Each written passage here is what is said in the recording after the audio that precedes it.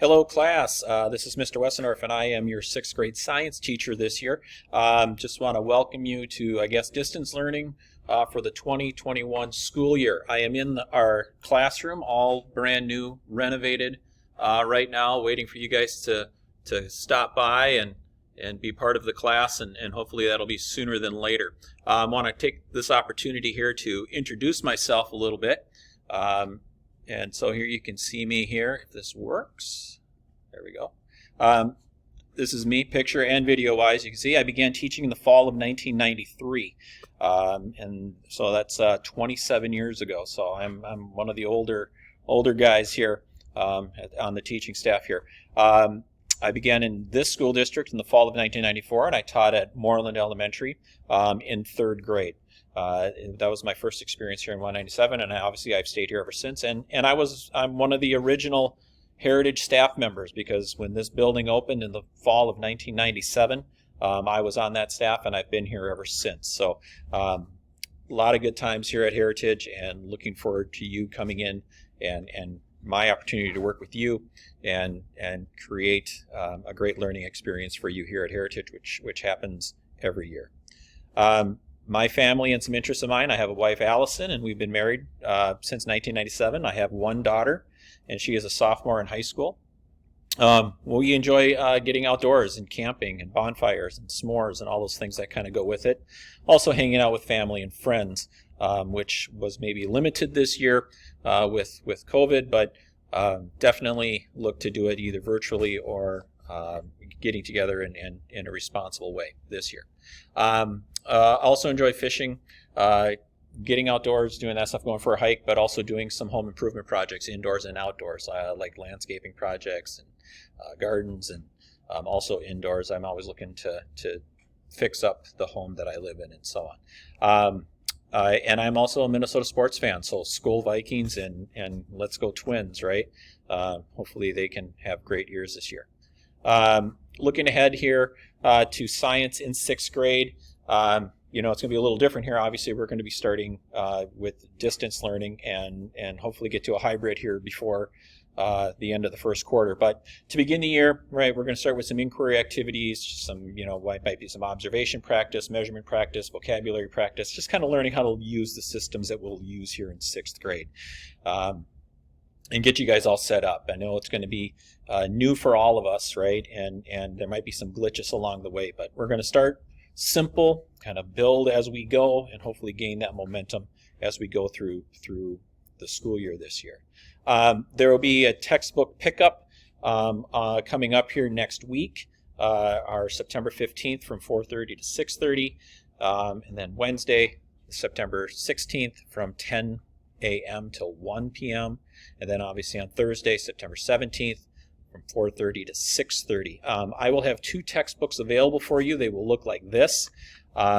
So the first one on the left, an introduction to science and technology. We don't do this textbook cover to cover, but there are some things in there that would like you to know and reference, so please pick that one up. And then this year we're going to do something different. Normally we don't start forces and energy until the second semester, so about December, January, but forces and energy, we're going to start with that this year. We made the decision to do that because if we're in distance learning for an extended period of time here, the labs and the activities and lessons are more conducive for you to be able to do at home as students at home instead of in the classroom. So you can work on the projects and you can do the activities with most of the materials that you probably have at home. So that's why we're gonna switch our curriculum around a little bit this year from years past. But then after that, hopefully we're back in the school year, and then these will be other textbooks that I'm sure there'll be another pickup date, but we don't want to overwhelm you at the beginning here, but then we'll continue with the physics, which has sound and light as a topic. Then we will shift gears to an introduction to chemistry, and then we will end the year with our hydroponics unit, which is our historically our inside out module that we have been doing over the past number of years. You did zebrafish as the inside out. Last year in sixth grade we do something with hydroponics, so that might be a great time to do that as well, because of in the springtime, then you can compare different things with warmer weather. We have a couple learning management systems, and you're going to probably inundated or get a lot of information about these two, but these are two that obviously you should know.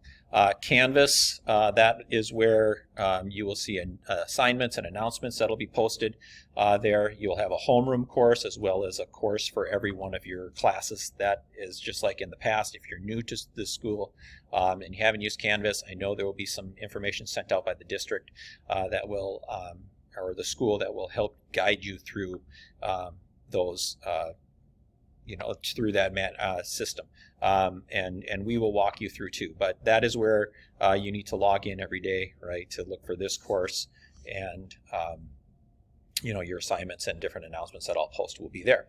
And then the second one is Infinite Campus, and that's obviously your grade book. Also there you will do attendance. So again, information will come out about how to log in for attendance on Infinite Campus as well. I know those two names sound very familiar, but there I put the logos on there so you know. So Canvas for announcements and assignments and so on, and then Infinite Campus, that is where you will do attendance, and also that'll be your grade book. So when you submit something and I grade it and I assign a score to it, that is where you will go to see what your score is, and you'll know exactly what your grade is all throughout the year. A couple other things that I will use this year. I will try Flipgrid, using Flipgrid as far as to present lessons to you, and you can obviously respond to that. I think you maybe have done some of that in the past, but if not, it's a real interactive way to do lessons together. And then obviously Edpuzzle. If you haven't used Edpuzzle yet, Edpuzzle is a way that I can record videos, stop videos along the way, ask you questions, and so on. So it is kind of a very intuitive tool for distance learning, or learning outside the classroom. So more information to come on these, and we will get through this and learn these things together as we go, especially if they're new for you. And they're kind of new for me too. You've got to remember, I started teaching in 1994. We didn't even have internet then, so it was quite the growth as far as how schools go from when I started learning to now. So these are great platforms for us to be able to continue the learning process, even if we can't be together physically in the same classroom. Want to close here a little bit. A couple quotes here. A person who never made a mistake never tried anything new. So obviously going through this process of distance learning, I'm going to tell you right now, I'm going to make some mistakes, and you're learning this stuff, so you're going to be probably making some mistakes this year. And again, that's because we're trying new things. Flipgrid, I've never heard of Flipgrid until last spring when we started distance learning. Edpuzzle is new within the last year or so. Doing distance learning, that's something that is new within the last year. So we are forced to try new things with this stuff. Mistakes are going to happen. So let's be patient, let's be calm. You can always reach out to me. My email is posted on the district website. My email is also posted, in my Canvas course and so on. So email, that's the best way to contact me. And so we will always work to solve problems together. So what do we do if we make a mistake, right? We're going to own it. Say, hey, yep, you know what? I made a mistake on that. That's my fault. I didn't, read that email. I didn't look at that. I didn't do my homework, whatever. What do we do next? Then we fix it, okay? Then we learn from that.